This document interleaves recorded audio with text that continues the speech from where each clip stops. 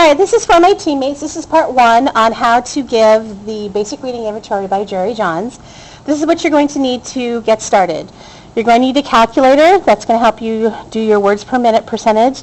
You're going to need a timer. You can also use the second hand of the sweep hand on a clock. You're going to need a marker or a highlighter. You're going to need a pen.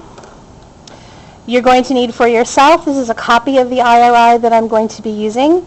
Let me go over it really briefly. Up here at the top is a place for you to assess background. I don't have a standard way I assess background. I just kind of ask some questions about the text and kind of ascertain if I feel the student has low background, medium, or high. And you'll see me in the actual IRI ask some questions. We have the actual IRI. These are very short. This is where you're going to be recording any words the child misspells or omits. It's also where you're going to show the evidence of their retell. And there's lots of white space here to take notes. You'll get to see that in the IRI. So down here at the bottom we have total miscues. That's any mistakes that the child makes. And then significant miscues. So if a child doesn't say the word a or the, anything that doesn't change the meaning of the sentence is good. But if also names, not so much, that doesn't really, that's not significant.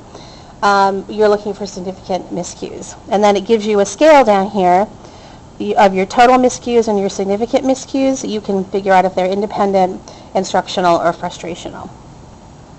So the first step that you'll see me do is have the student read out loud.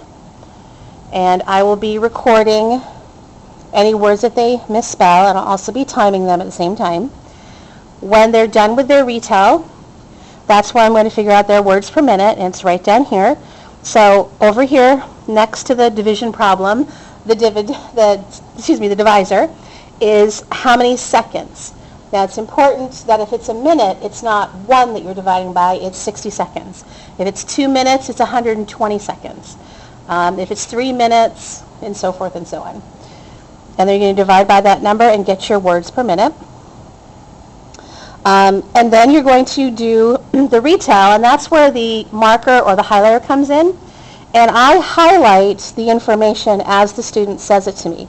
If they quote exactly from the text, which many students do at this grade level, 4th grade, I will actually highlight the actual words. If they're paraphrasing, I will highlight underneath. So that shows they're giving me the information, but just in paraphrased form. The other thing I do, and I don't usually do this with a highlighter, I do it with my pen, is I also mark the order. So if they told me something from here, I'd put a 1, and then if they skipped down here, I'd put a 2 next to it, and then if they went over here, I'd put a 3, and so forth. And that tells me if they'll be able to retell in order. Down here is the retelling scale, and Jerry Johns has a 3-section or 3-point retelling scale: unsatisfactory, satisfactory, and excellent. I prefer to use a 4-point scale.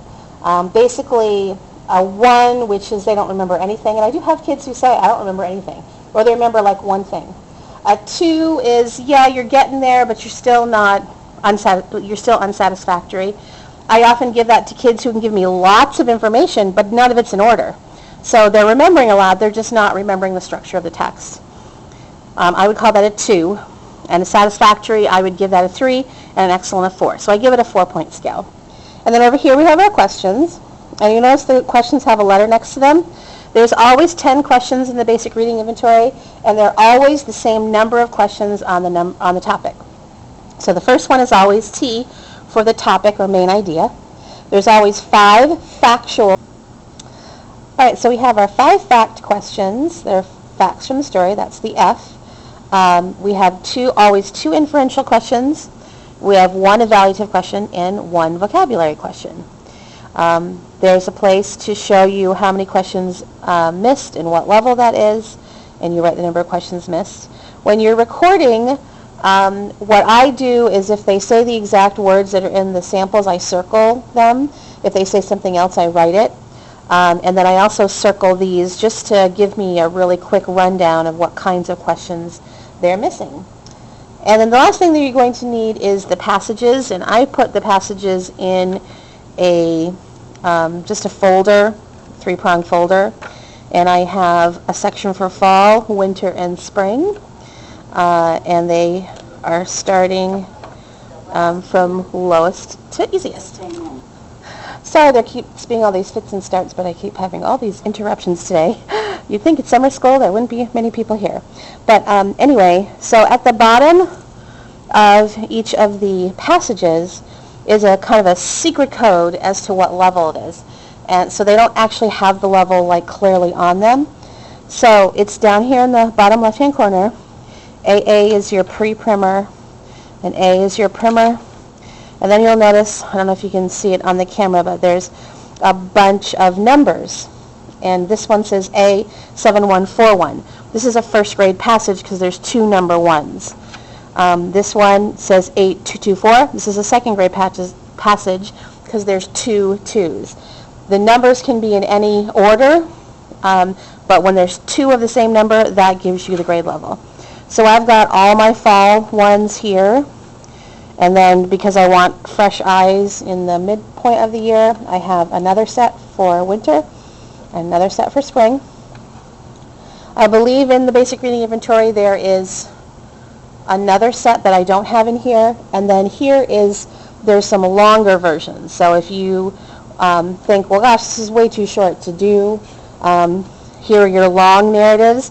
They start at 3rd grade. They don't have a long narrative form for K through 2. But 3 and up they do, and that's kind of nice for a little bit longer passage. And I will do that towards the end of the year. So that's everything that you need to set up, and in the next video I'm going to show you an actual IRI, and then which happens to be this, and then I am going to go through how to analyze the IRI report that you get in a 3rd video. Thanks for tuning in. Bye.